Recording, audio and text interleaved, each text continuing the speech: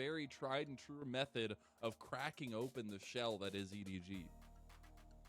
Yeah, I think the thing is, though, the way I see it is, if EDG managed to keep their backline safe, right, I think they just really went out in front of backs, because absolutely. the Gwen's overforce were unnecessary, and they're just naturally accruing lanes. Oh, Scout forced the flash in the mid lane. Almost got CC'd to death there. Wait, we got a continued fight, though. JJ goes in with the Crescent Guard, blocking a lot of damage. Mako with the Flay, but on the other side, the fight's still continuing in the Rip Pit. Now we have the first blood to Scout. Is he going to die to Puff's rockets? No, he won't, but the Needlework gets Puff. Yeah, I mean, it's just insane. Xiaoxiang in some trouble here, though, has the trio on top of him. Make it 4 for TT, 5 for TT up top lane.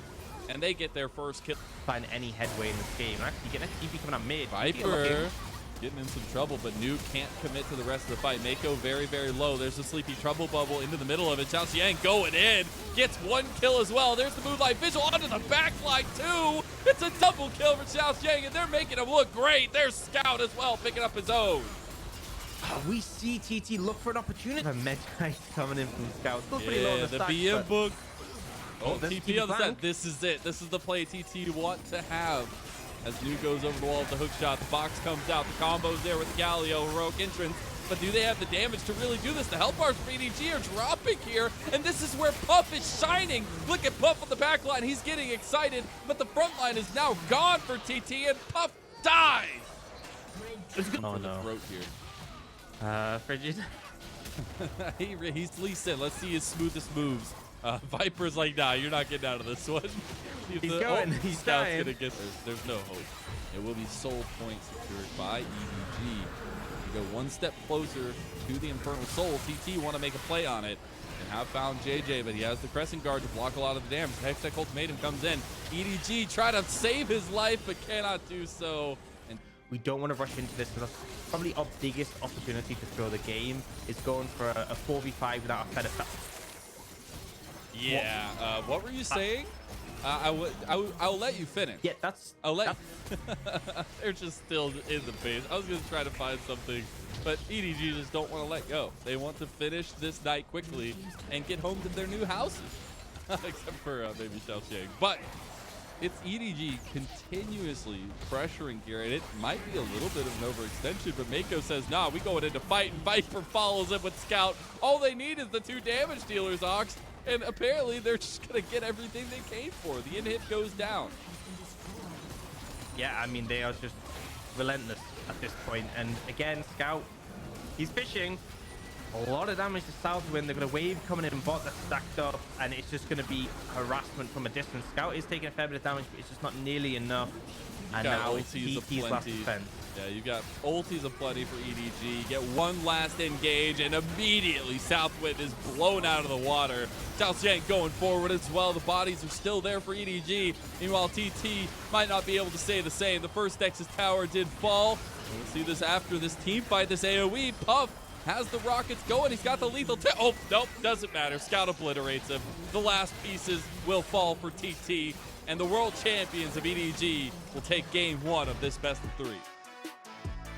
Yeah, I think this is kind of execution is key for TT to find a response to that, right? We gotta see those Galio Camille combos actually being pulled off onto Viper. Find the ways to get Frigid involved into the game early on. I will say though, they don't have to play to follow up, but just the fact you have double range into, I mean, I guess Thresh is technically ranged, but he's kind of like half range. They are hard fighting for this level 2 right now, and Puff misuses the cleanse, also has the flash. The Ignite was burned. Southwind is in some trouble, and first blood to Viper. You might be not giving it. Situation. Are you sure you want to say that again? Are you sure? Because JJ is like, nah, I decided I wanted Wolf for dinner here tonight, apparently. He is about to take a 2v1, though, as the Predator got popped by Captain. This is an overextension from JJ, and he dies. Yeah, I'm going to repeat what I said. He doesn't. Viper playing very aggressive on this Aphelios. In the 1v1 on the top side, Xiaoxiang going against New. New taking a lot of damage there as well. Needlework still available. Will be pulled the trigger of. New getting lower, but the heroic entrance beautifully timed. The Needlework misses for Xiaoxiang. Does he get away? Captain is still here. Captain getting really low. Has the Predator. It's so close, and Captain gets the kill. Meanwhile, Puff caught out on the bot side. Viper claims his life. And the Viper strikes again. Fitting piece to try to find their way back into this game, right? The Rift Herald spawned in mid as a bit of a distraction as they start up their Soul Point Dragon.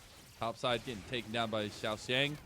Unleash TP is there, and there's the trigger pull after the tower is already taken. Bridget all by himself in the pit is just dragged out and killed.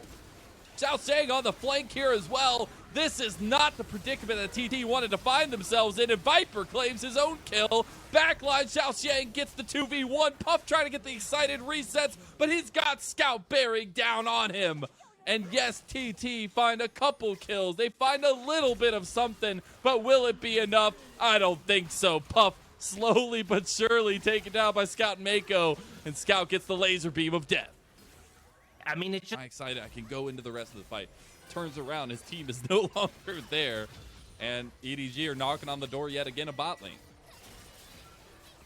They might look for something here, actually. EDG, they're executing it. They got the heroic entrance on top of it. The AoE is down. Scout is dead, and you've got some decent damage from Puff, who's just trying to lay in some rockets, but look at JJ, who's just sitting behind him. It's like a rock between a hard place, and Puff is going down.